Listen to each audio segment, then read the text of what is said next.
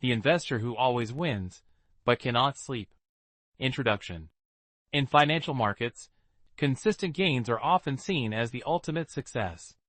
A trader who always wins appears skilled, disciplined, and superior. Yet there is a lesser discussed profile in behavioral finance. The investor who keeps winning, but lives in constant anxiety.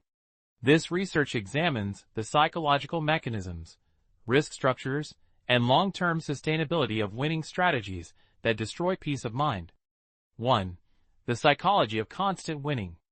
1.1 Reinforcement and dopamine cycles. Frequent gains activate reward systems in the brain. The cycle resembles behavioral reinforcement. When confidence increases. When again position size increases. When again risk increases. Over time, identity becomes attached to performance. The investor no longer wants to win. They need to win. 1.2 The pressure of perfection. Once an investor develops a winning streak, losses become unacceptable.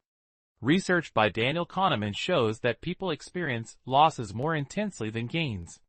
For a consistently winning investor, the emotional contrast becomes extreme. A single loss can feel like identity collapse. 2.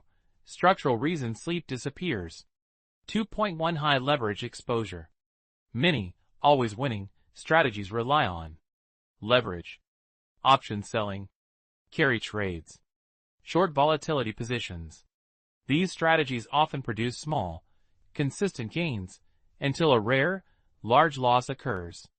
The collapse of long-term capital management is a classic example. Steady returns, then catastrophic breakdown. Consistent profit masked hidden fragility. 2.2 Short volatility trap. Selling volatility generates income most of the time. But market shocks, like the 2008 financial crisis, expose tail risk. Frequent small wins create confidence. Rare large losses destroy capital. The body senses this asymmetry, even if the investor denies it. Anxiety becomes chronic. 2.3 Concentration risk. Large concentrated positions can generate outsized gains, but also outsized fear. As noted by Warren Buffett, risk comes from not knowing what you are doing. Even knowledgeable investors feel stress when a large portion of their net worth depends on a single variable. 3. The hidden cost of constant winning. 3.1 Fragile success. Strategies that never tolerate small losses often accumulate hidden tail risk. Like a compressed spring, the longer volatility is suppressed, the more violent the release. 3.2 Identity-based investing. The always winning investor often checks markets at night, monitors futures before sleep, wakes up to check global markets, experiences physiological stress. Performance becomes self-worth. When money equals identity, volatility equals threat. 3.3 Lifestyle degradation.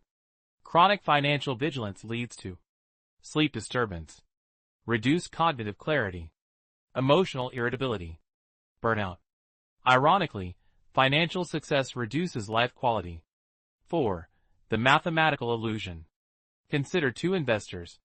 Investor A wins 95% of the time, occasionally suffers catastrophic loss. Investor B wins 60% of the time, but limits downside. Over long periods, Investor B often survives longer. Markets reward durability more than streaks. 5. The paradox of control. The constant winner tries to control entry, exit, risk, timing, news, overnight exposure. But markets are inherently uncertain. The attempt to control uncontrollable systems creates internal tension. Winning does not eliminate uncertainty. It magnifies fear of losing. 6. Sustainable success versus performance addiction. Sustainable investing requires accepting occasional losses, limiting leverage, prioritizing sleep and mental clarity, separating self-worth from returns. Financial freedom without psychological freedom is incomplete. Conclusion. The investor who always wins but cannot sleep faces a hidden imbalance. Short-term consistency does not equal long-term stability. In markets, it is not enough to win often. You must survive rarely. True financial success is not measured only in returns, but in durability, emotional stability, and peace of mind. Because the ultimate question is not, how much did you make? It is, at what cost?